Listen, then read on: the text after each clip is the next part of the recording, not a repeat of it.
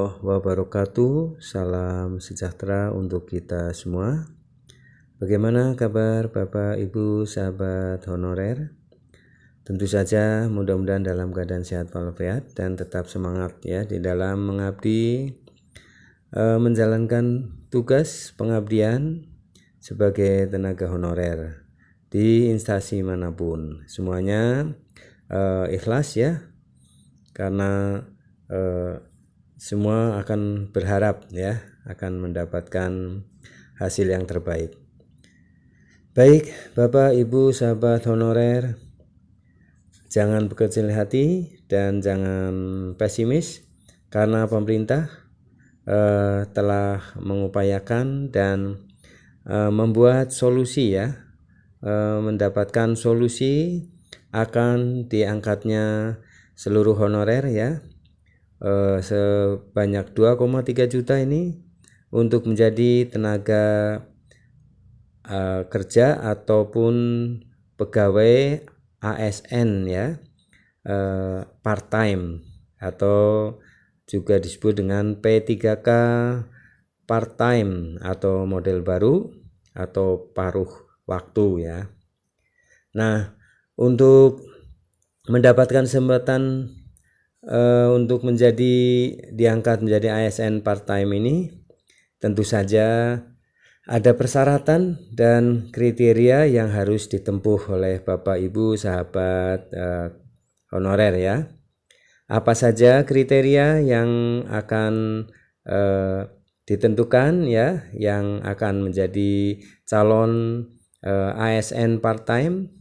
Nah, simak video ini sampai selesai, jangan di skip, dan klik subscribe, like, isi komentarnya, dan share video ini ke rekan-rekan grup WA para honorer. Untuk Bapak Ibu Kepala ya, atau Kasubdin, untuk ketenaga kerjaan, untuk personil ya, silakan informasikan video ini kepada rekan-rekan tenaga honorer ya, agar bisa mendapatkan informasinya. Baik, mari kita ikuti, kita simak bersama. Video berjudul Harus Tahu Kriteria Honorer yang Memenuhi Syarat Menjadi P3K Part-Time Berdasarkan RUU ASN. Nah, seperti apa ya kriteria honorer yang memenuhi syarat untuk menjadi P3K part-time yang berdasarkan rancangan Undang-Undang ASN. Tentu saja Bapak Ibu sahabat honorer ya, bersiap-siaplah untuk mengikuti seleksinya, karena pemerintah merencanakan 28 November 2023 ini akan dihapuskan ya untuk tenaga honorer dan dialihkan menjadi tenaga ASN part-time atau P3K model baru atau P3K part-time. Nah, seperti apa? Mari kita simak ya kriterianya. Perdebatan mengenai nasib tenaga honorer di Indonesia terus bergulir, terutama setelah upaya penghapusan status honorer dalam sistem kepegawaian sudah tampak di depan mata. RUU ASN menjadi sorotan utama dalam mengatur keberlanjutan karir honorer. Salah satu poin penting yang perlu dipahami adalah kriteria honorer yang tidak memenuhi syarat untuk menjadi P3 part-time. RUU ASN merupakan payung hukum yang mengatur sistem kepegawaian di Indonesia, termasuk penyelesaian status tenaga honorer. Dalam RUU ASN terdapat kriteria yang harus dipenuhi oleh honorer agar dapat menjadi P3K part-time. Berikut adalah beberapa kriteria yang harus dipenuhi, sehingga jika tak memenuhinya maka honorer tak bisa jadi P3K part-time. Nah, ini perhatikan ya teman-teman sahabat honorer.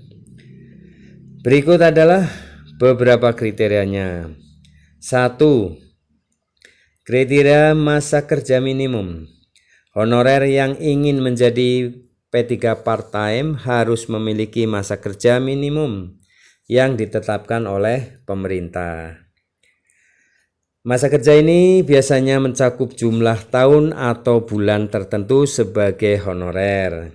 Hal ini dilakukan untuk memberikan prioritas kepada honorer yang telah lama berkontribusi dalam menjalankan tugas pemerintahan. Nah, ini ya sebagai rasa keadilan ya.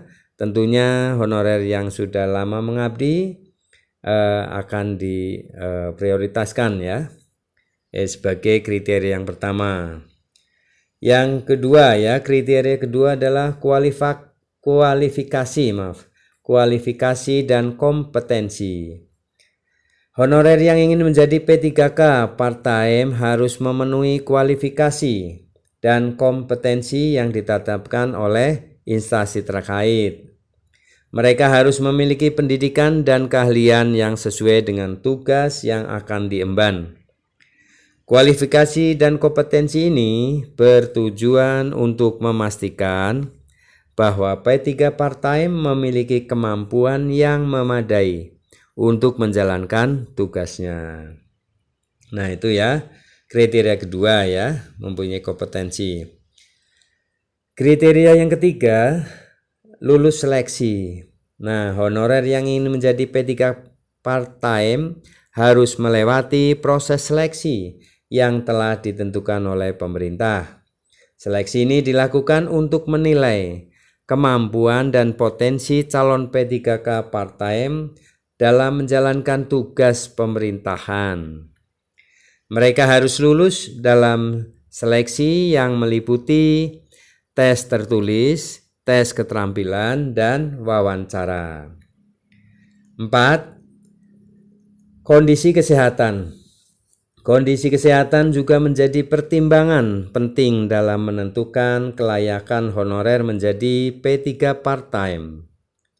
Mereka harus memenuhi persyaratan kesehatan yang ditetapkan oleh instansi terkait.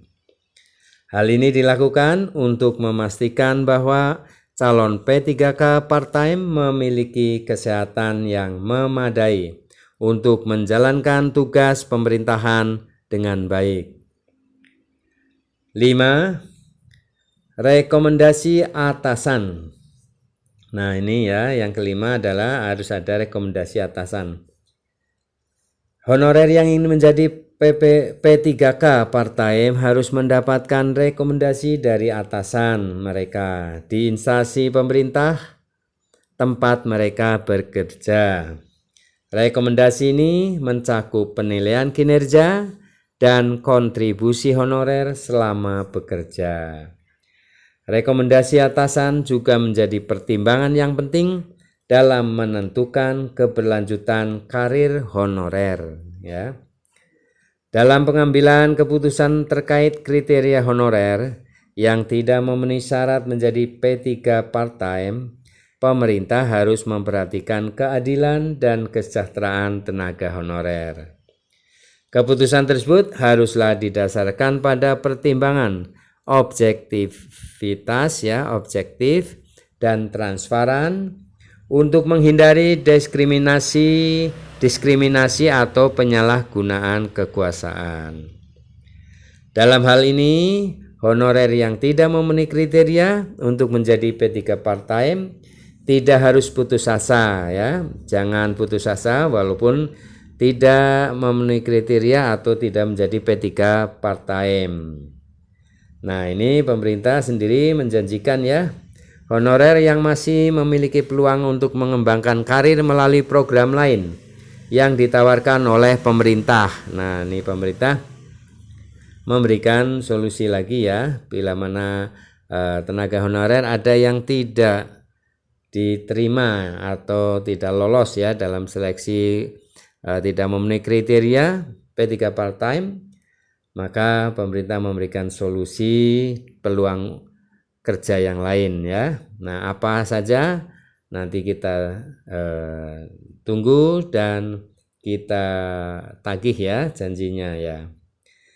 Nah, seperti pelatihan, keterampilan atau program pengembangan karir lainnya. Nah, ini contohnya ya. Jadi, walaupun tidak diterima, tidak diangkat menjadi P3 part-time, tetapi pemerintah memberikan peluang seperti pelatihan keterampilan atau program pengembangan karir lainnya. Kriteria honorer yang tidak memenuhi syarat untuk menjadi P3 part-time telah ditetapkan berdasarkan Undang-Undang ASN. Pemerintah harus tetap memperhatikan keadilan dan kesejahteraan tenaga honorer Indonesia ya. Demikian ya Bapak Ibu sahabat honorer, ada 5 kriteria ya yang harus dipenuhi oleh teman-teman sahabat honorer agar bisa diangkat menjadi ASN part-time atau P3K model baru atau P3K part-time atau paruh waktu ya. Untuk mengenai golongan yang bisa masuk untuk mengikuti seleksi P3 part-time sudah diupload di channel ini ya, channel Raino Berbagi, channel Up to Date Mas Guru juga di upload. Nah, demikian Bapak Ibu sahabat honorer, informasi mengenai 5 kriteria ya untuk syarat menjadi P3 part-time. Semoga Bapak Ibu sahabat honorer semuanya termasuk memenuhi syarat ini dan semoga bisa lolos dan diangkat menjadi P3K part-time atau ASN part-time. Baik, semoga ini bermanfaat dan jangan lupa ya subscribe, like, isi komentarnya dan share video ini ke grup-grup WA rekan-rekan lainnya agar mendapatkan informasi yang bermanfaat. Terima kasih. Sampai jumpa kembali di video-video selanjutnya dan info-info yang bermanfaat. Assalamualaikum warahmatullahi wabarakatuh.